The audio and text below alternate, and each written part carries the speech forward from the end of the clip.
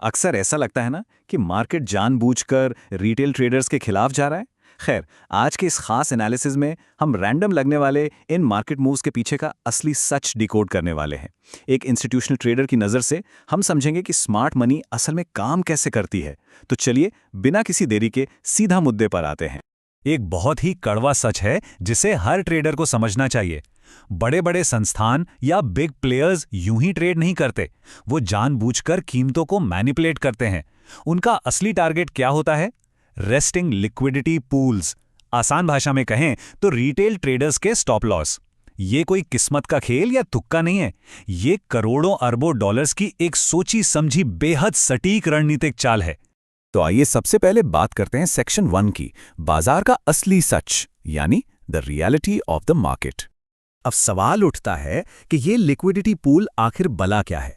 देखिए, मार्केट के जो पिछले हाई और लो होते हैं, उनके ठीक ऊपर या नीचे भारी मात्रा में स्टॉप लॉस या पेंडिंग ऑर्डर्स जमा होते हैं। इन्हीं को लिक्विडिटी पूल कहते हैं। अब जरा सोचिए, बड़े खिलाड़ियों के पास इतने बड़े बड़े ऑर्डर्स होते हैं कि वो आम ट्रेडर्स की तरह कहीं भी मार्केट में नहीं घुस सकते। अगर वो ऐसा करेंगे तो उन्हें भारी स्लिपेज का सामना करना पड़ेगा। इसलिए अपने विशाल ऑर्डर्स को बिना किसी रुकावट के फिल करने के लिए उन्हें इन्हीं लिक्विडिटी पूल्स का शिकार करना ही पड़ता है। एक और बहुत दिलचस्प कॉन्सेप्ट है फेयर वैल्यू गैप्स या एफवीजी। जब कीमत किसी एक लेवल से रॉकेट की तरह बहुत तेजी से निकल जाती है और बीच में ट्रेडिंग एक्टिविटी ना के बराबर होती है, तो चार्ट पर एक बड़ा सा एक तरफा गैप छूट जाता है। ये गैप्स किसी बड़े संस्थान के छोड़े गए अमिट पैरों के निशान की तरह होते हैं।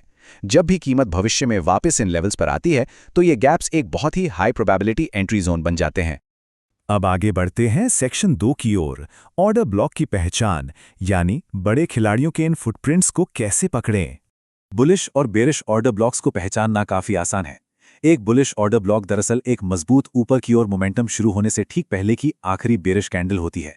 वहीं दूसरी ओर बेरिश ऑर्डर ब्लॉक एक बड़ी गिरावट से पहले की आखिरी बुलिश कैंडल है।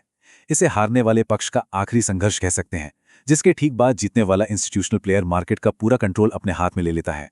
अगर हम एक बेरिश इंस्टीट्यूशनल ऑर्डर फ्लो को ध्यान से समझें तो एक पैटर्न साफ नजर आता है। एक बेरिश मार्केट स्ट्रक्चर बहुत ही सुनियोजित तरीके से पिछले निचले स्तरों यानी लोस को तोड़ता है ताकि सेल साइड लिक्विडिटी को इकट्ठा किया जा सके।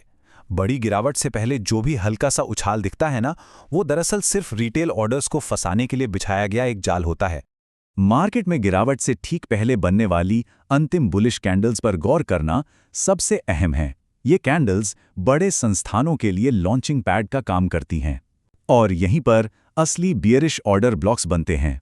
बाजार को तेजी से नीचे धकेलने से पहले स्मार्ट मनी इन्हीं लेवल्स पर अपनी पकड़ सबसे ज्यादा मजबूत करती है।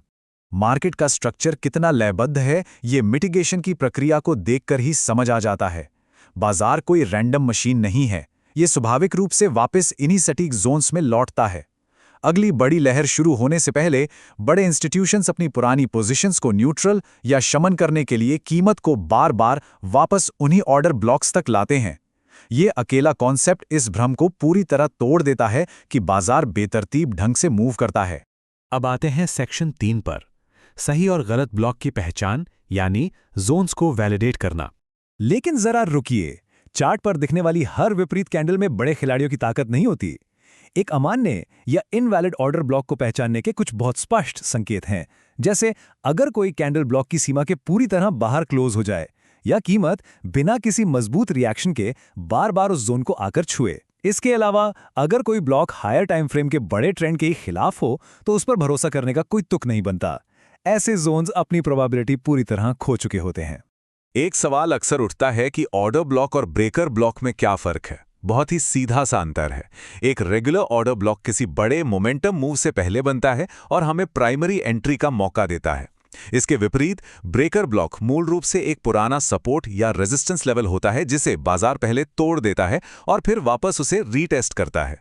ये ब्रेक और रीटेस्ट हमें ट्रेंड कंफर्मेशन के साथ साथ एक बेहतरीन सेकेंडरी एंट्री का मौका देता है। चलिए अब बात करते हैं सेक्शन 4 की, सफल ट्रेडिंग की रणनीति, यानी एग्जीक्यूटिंग द स्ट्रैटेजी। मार्केट में बुलिश और बियरिश दोनों तरह के ब्लॉक्स एक ही समय में अपना काम कर सकते हैं। यहाँ जो चीज़ सबसे ज़्यादा ज़रूरी है वो है कड़ा अनुशासन और धैर्य। बीच बाजार में बिना सोचे समझे कूद पड़ने के बजाय एक पेशेवर ट्रेडर की अप्रोच ये होती है कि वो तब तक शांति से इंतजार करता है जब तक कि कीमत वापस किसी प्रमाणित हाई प्रोबेबिलिटी जोन में लौटकर न आ जाए। इस स्ट्रैटेजी को लागू करने के लिए एक बहुत ही कड़ा स्टेप बाय स्टेप प्रोटोकॉल है।